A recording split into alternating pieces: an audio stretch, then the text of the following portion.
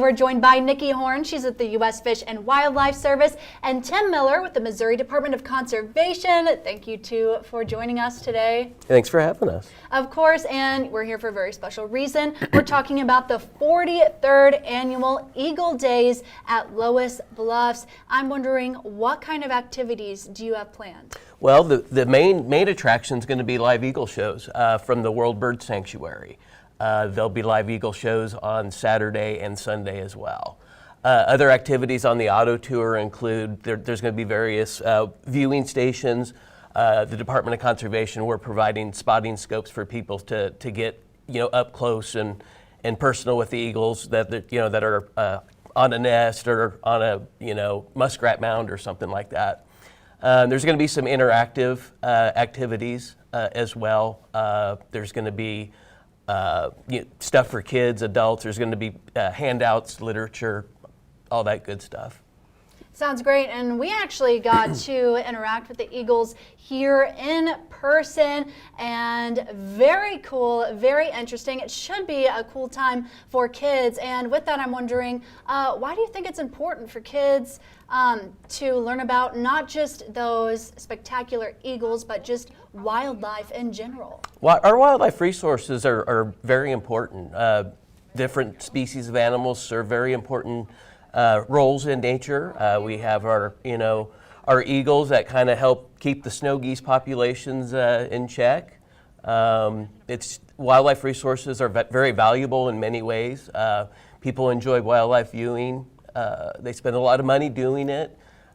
So there's an economic benefit to wildlife, and we don't really want to revert to where we were early on, in the 20s, 30s, where wildlife was, in pretty bad shape. There were no rules and regulations that protected them, and people just thought it was an unlimited resource and took and took and took. And like I mentioned before, in the 20s, if somebody saw a deer, it made newspapers. So education's important. Tim had some really, really great points. I also want to add that this Eagle Days event that's going to be happening on Saturday, December 3rd and Sunday, December 4th, Saturday from 9 to 4 and Sunday from 10 to 4. This is all free and open to the public. And while it's a great opportunity to bring the kids, it's also an amazing opportunity for someone of any age. Bring the whole family. On top of what Tim mentioned earlier, we're also offering free guided bus tours. So you can jump on a bus with myself or another knowledgeable professional about the refuge and kind of get the rundown about management and why we do what we do, and we'll help point out the wildlife that we talked about before.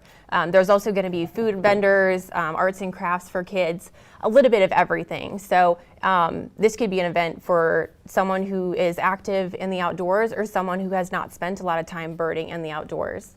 Awesome. So no matter how much you know, it should be a very informative time, but also just a really fun time in general for kids and adults as well. And one more time, when can the public see the wildlife at Loess Bluffs?